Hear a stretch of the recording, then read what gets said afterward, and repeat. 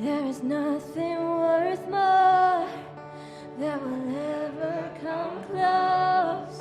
Nothing can compare. You're our living hope. Your presence, Lord.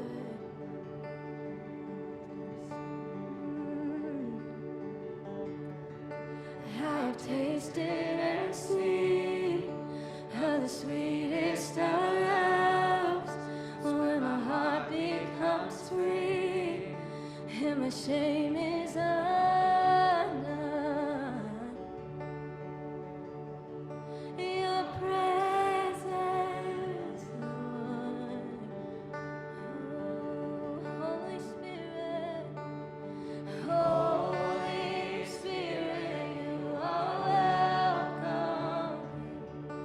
Come flood this place and fill the atmosphere. Your glory, God, is what our hearts long for. To be overcome by your presence, Lord.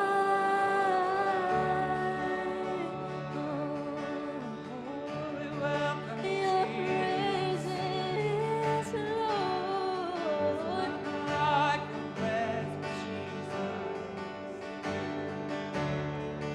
There is nothing worth more that will ever come close. Nothing can compare. You're our living hope.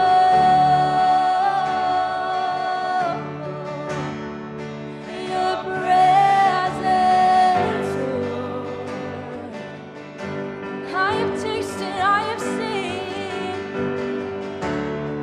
and I have tasted and seen of the sweetest of loves, when my heart becomes free and my shame is undone. Your presence, Lord.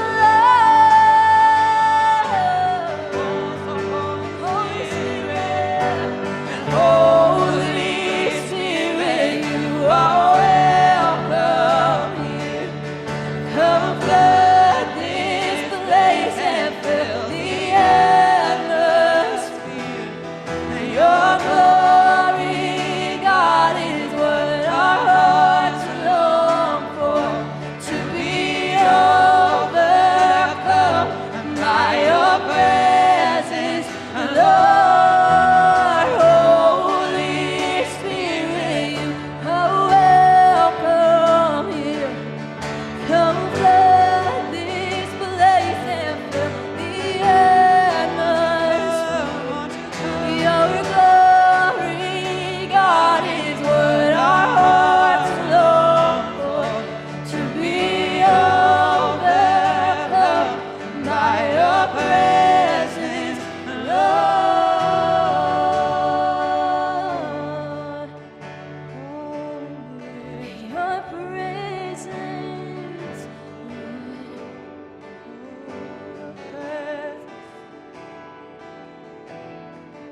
let us become more aware of your presence. Let us experience the glory of your goodness. Let us become more aware of your presence. Let us experience the glory of your goodness. Let us become more aware of your presence. Let us experience the glory of your goodness. Let us become more aware of your presence. Let us experience the glory of your goodness. And let us become more aware of your presence. Let us experience the glory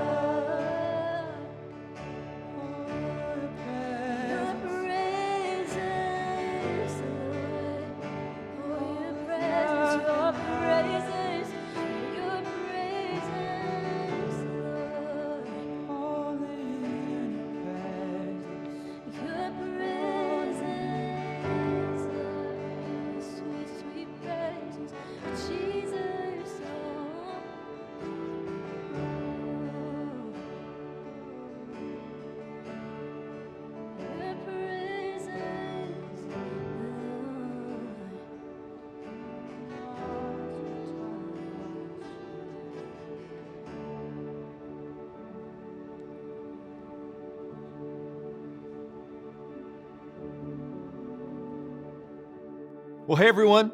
I don't know about you, but personally, I am still riding the high from our Christmas Eve services. It was such an amazing time together, worshiping and singing and reflecting. Gosh, it was so good. If we could just do Christmas Eve services all year long, I would be down for that. Well, I hope that you had an awesome Christmas yesterday. I hope that you got to spend some time with the people who mean the most to you, and I hope that you got to spend at least a little bit of time reflecting on the greatest gift you have ever been given, the gift of God with us. If you didn't get a chance to do that yesterday, maybe because you were so busy rushing around, maybe you have little kids to attend to, or maybe you were visiting with family the whole day, then just maybe even right now, I want to invite you to take a second to just let this reality sink in.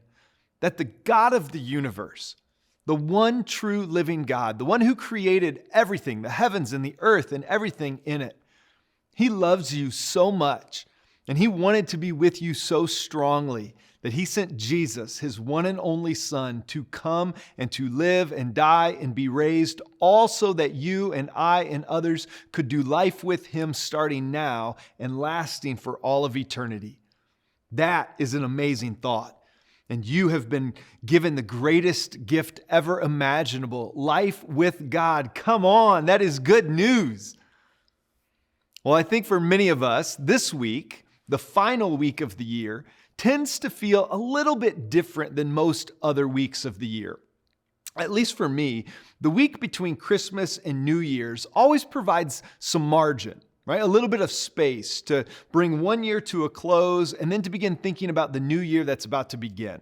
And so, because this week sort of has that feel to it anyway, I thought that today we would spend some time talking about and remembering together some of what God did this year through our church.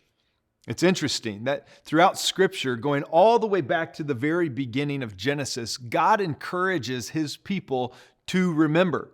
And there's a word for this. It's actually a word that I've shared with you before because I think it's really important. I want to share it with you again.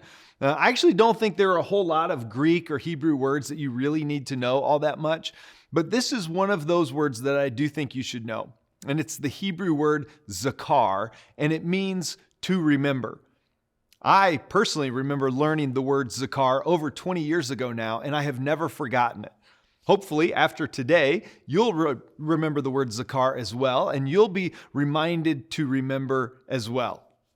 And if you're the kind of person who has a tendency to drift off and to start daydreaming during a teaching like this, then you should totally play that game where you count how many times I say the word zakar, because it's probably going to be a lot. The word zakar appears in the Old Testament over 200 times. And there are a couple of interesting things about the word zakar. First, the word zakar does mean to remember, but it goes beyond simply recalling something that has happened. Right? Okay, the word zakar is not satisfied with just being a memory that comes to mind. To zakar something is to remember it and then to do something, to live differently because of that memory. As one Jewish scholar writes,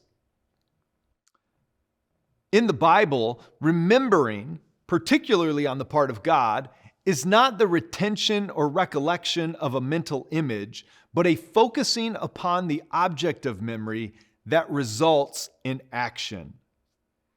If that got too heady too fast, just pay attention to the very end of the quote. It's this idea that to zakar, to remember, is supposed to, quote, result in action. The other interesting thing about the word zakar is that many times in the Bible, we read about it in relation to God Himself. And so, for example, in Genesis 8, God zakars Noah. He remembers Noah, who is floating around at the time on the ark after the flood. And when He remembers Noah, He makes the waters subside. A couple chapters later, in Genesis 19, God zakars Abraham. And when He does, He saves the life of Abraham's nephew, Lot. Again, a few chapters later in Genesis 29, God zakars Rachel, and when He remembers her, He blesses her with a child. And so what we see is that God's remembering always led to action. And God calls His people to zakar with our actions as well. Again, we see this in Scripture. For example, when God frees the nation of Israel from slavery in Egypt, he told them he wanted them to remember it, to zakar it every year by sharing in the Passover holiday. He wanted them to share a special meal together as they remembered. When God gave them the 10 Commandments, he told them to zakar the Sabbath. He wanted them to remember the Sabbath in order to keep it holy. And sometimes when God called his people to remember, he said to them, I want you to build a monument so that when you see the monument, you'll zakar, you'll remember, and you'll live differently as a result of that. I want to show you one of those occasions before we take a moment to do this, to zakar ourselves. The event I'm thinking of is recorded for us near the beginning of the book of Joshua, and I'll set the stage for you here before I open the Bible and read it to you. But this is coming near the end of the Exodus. As you remember, the Israelites had spent 40 years wandering around in the desert. Moses had been leading them, but he's now passed away, and the baton of leadership has been passed to Joshua, who's about to lead the people into the promised land. Now, in order to get into the promised land, they have to cross over the Jordan River. And before they do it, God tells Joshua that he wants to have Joshua, have the priests, carry the Ark of the Covenant down into the river's edge and for them to step foot in the water. When they did that, the waters stopped flowing downstream and the people were able to cross the riverbed on dry ground, paralleling the time when their parents and grandparents had crossed the Red Sea on dry ground as they were fleeing Egypt. Now we're going to pick up the story in Joshua chapter 4, verse 1, right after the people have crossed, but before the priests have come up out of the river. And so this is what we read in Joshua 4. It says, when the whole nation had finished crossing the Jordan, the Lord said to Joshua, choose 12 men from among the people, one from each tribe, and tell them to take up 12 stones from the middle of the Jordan and carry them over with you and put them down at the place where you stay tonight. So Joshua called together the 12 men he had appointed from the Israelites, one from each tribe, and said to them, go over into the middle of the Jordan. Each of you is to take up a stone on his shoulder to serve as a sign among you. In the future, when your children ask you, what do these stones mean? Tell them that the flow of the Jordan was cut off before the Ark of the Covenant of the Lord. When it crossed the Jordan, the waters of the Jordan were cut off. These stones are to be a memorial to the people of Israel forever. And so the Israelites did as Joshua had commanded them. They took 12 stones from the middle of the Jordan, and they carried them over with them to their camp, where they had put them down. Joshua set up the 12 stones, and they are there to this day. Well, as one final act of closure to the Israelites wandering around the desert, God did a miracle that you would think none of them would ever forget. But God knows what I think all of us can admit, and that is that we are a pretty forgetful people. We even have a saying for this, out of sight, out of what? Yeah, mind. Out of sight, out of mind. And so as we bring this year to a close, as we bring 2021 to a close, I want us to spend a few minutes just thinking together, remembering together what we've been a part of and what we've seen God do this year. Feels a little bit ironic for me to be standing here in an empty room with a whole bunch of empty seats talking into the camera as we bring this year to a close, because this is exactly how this year began. With me here on the stage and a video guy in the back of the room and all of you watching online at home. In some ways, January feels like it was so long ago, but in other ways, it feels like it was just right here, just yesterday. But if you remember, when we started this year, we were still meeting online because of the COVID pandemic. It wasn't until February that we were actually reopening our building for in-person services. And so now, in hindsight, we get to look back at all that we did over the last year, over really the last 18 months together. And there are probably some things that we would do differently in leadership of our church. But at the time, we did what we thought was best based on the information that we had. And what was so great was the amount of grace and trust and flexibility that you all showed. So thank you for that. When we did reopen, you know that we rolled up our shirt sleeves and we got to work. It was a big year for us in a lot of ways. Probably nothing more significant than the turning of the page and the beginning of a new chapter together. This year, we launched what we are calling Heartland Chapter 3. And when you look back at our first 14 years together, which can you believe it has been 14 years already? But when you look back at our first 14 years, it feels like there are a couple pretty obvious chapter markers. At least it does to me. The first chapter, I think, went from our founding as a campus in 2007 up till when we broke off from Heartland Rockford and became our own locally led independent church in 2017. Chapter 2 then picked things up there in 2017, and it included us becoming our own church, appointing our own local elders, and getting really clear about what our mission would be together. This idea that we wanted to awaken our diverse community to Jesus. Chapter 2 also included us recognizing that we were out of space in the building where we were meeting. And so in 2018, we rallied together and raised the money to do a building project. 2019 saw us meet at Cardinal Heights Upper Middle School for 7 months while we built this building. And at the end of 2019 and the start of 2020, we moved in. And after 10 incredible weeks in this space, COVID forced us to close. So this year, almost 18 months after COVID began, it felt like we needed a clear vision for where we were going in the future and how we were going to accomplish that mission to awaken our diverse community to Jesus. And so, after months of praying and processing this summer, I rolled out our new vision statement, which is that every single one of us would be doing something to advance God's kingdom. There are 3 key elements to that vision statement. Number 1, the vision statement is a vision for every single one of us. It doesn't matter who you are or what your life looks like. I say this all the time. There is a place for you at Heartland, and we want to invite you to jump in 100%. The second part of the vision is that we would all be doing something. Do something big, do something small, do something really, it doesn't matter what you do, just don't do nothing at all. Right? We want you to get involved. We want you to do more than just show up and attend. We want you to find a way to be part of what God is doing through this place, because we believe when you do that, you win, God wins, and everyone around you wins.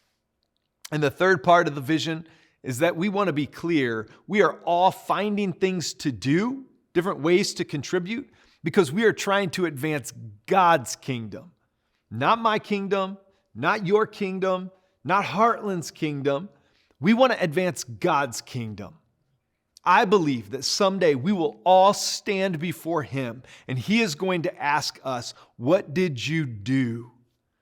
And so if you're not currently doing anything, I want to invite you to start, to get involved. And what a perfect time to begin as we begin a new year together going forward. So reach out, give us a call, shoot us an email, stop by the Connection Point desk next weekend, but join us by doing something.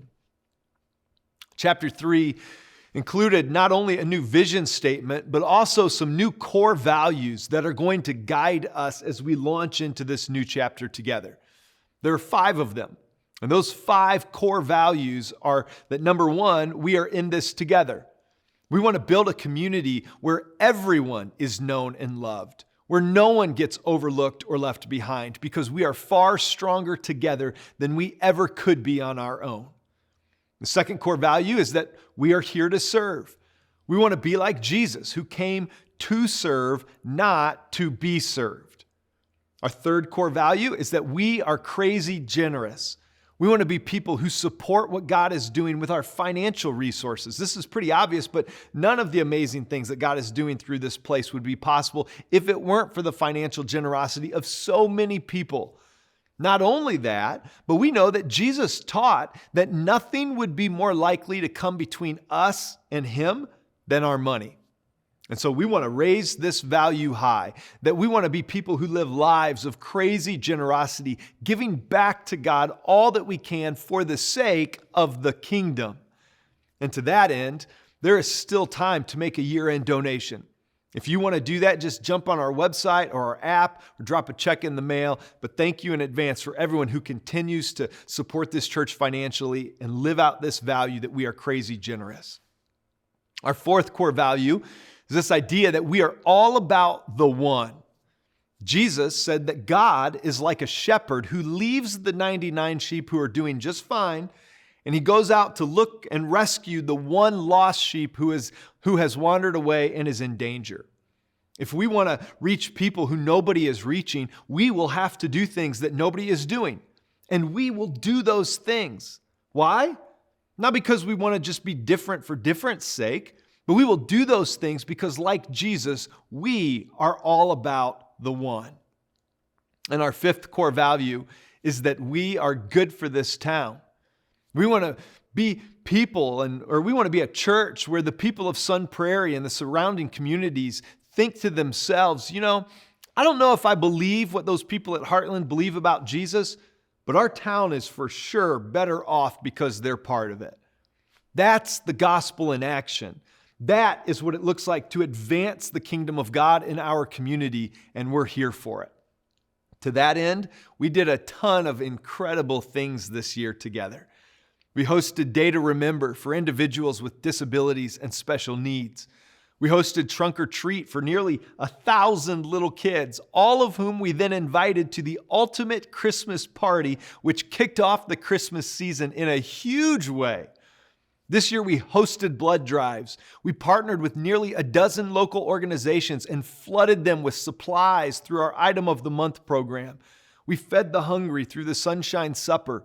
And this fall, we took 2 weeks for the second annual Love Your Neighbor project, where we did even more. And in case you missed it, let me just show you a quick recap video from the Love Your Neighbor project.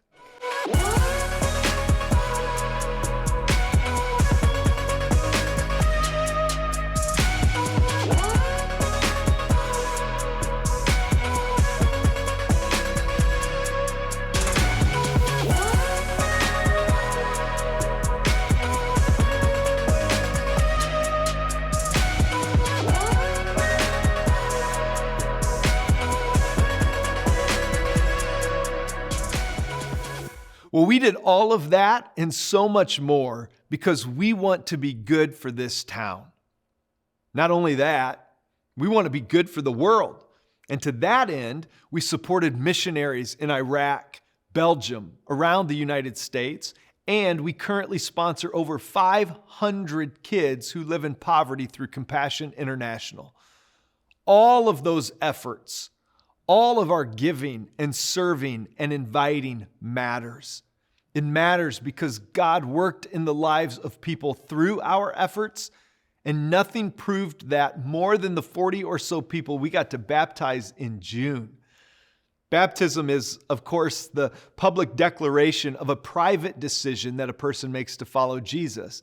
And after taking a year off because of COVID, this year we got to celebrate baptism in a big way again. We brought in the pool and we set up the bleachers and we did lunch and had music. And the best part was that so many people from our amazing church family got to celebrate the life change that God brought about in person. It was a fantastic event. Beyond all of that, God did amazing things in the lives of so many people through the ministries of Heartland this year. The women of Heartland grew through Bible studies and things like the If Gathering Point events. They went for hikes together and more. Men had the monthly men's breakfast, working through some great curriculum each time. Guys are gathering together for prayer every Friday morning.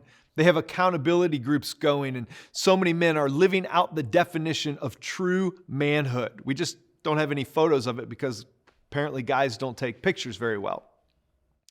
Heartland Kids continues to serve more families and kids than you would ever think possible for one church.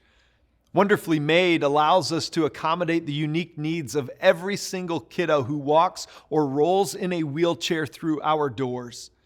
608 is placing an anchor so deep in the lives of middle school and high school students that when they leave for the next chapter of their life after high school graduation, they can only drift so far.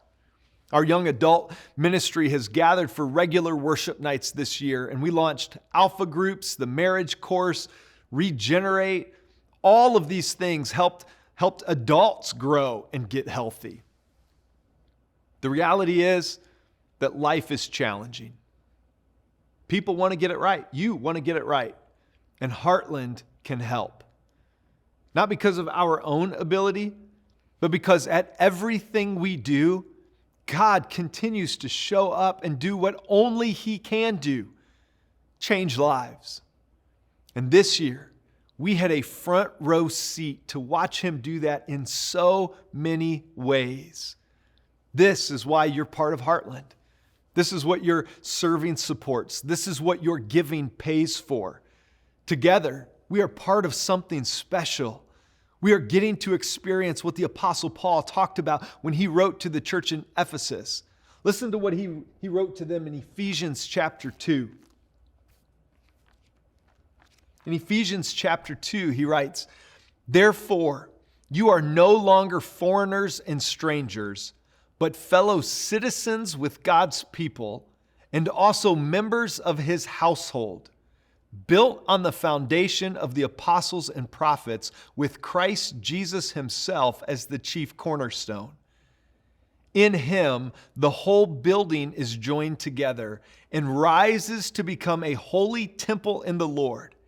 And in Him, you too are being built together to become a dwelling in which God lives by His Spirit." This is what we're invited to be a part of this year at Heartland. This is what God has been doing. He has been building us together into a dwelling that He has lived in and that He has worked through. And this week, I want to invite you to take some time to Zakar, to remember what God has done in your life. This teaching was a little bit shorter than normal because miracles really do happen. Actually, it was shorter than normal on purpose. I tried to keep this a little bit shorter than I normally do, not just so that you would have more time to return the Christmas gifts that didn't fit, but I wanted to give you a little bit of time today to just sit for a few minutes and to think and to reflect, to think back over the past year, to think about the highs and the lows, to think about how God showed up, how He worked, and how He walked with you through all of those times. And then I want to invite you to take it one step further, to not just recall those things, but to live differently because you've recalled them. I want to invite you to live differently because you remember. I want to encourage you to begin 2022 heading forward on the right track, living out your faith, living out those core values that we talked about. Because I believe that if you do those things from the get-go, you will see God do even more in 2022 than you did this year in 2021. Thanks for being part of the Heartland family. I love getting to be part of this church with you, and I cannot wait to see what memories we will make together in the coming year.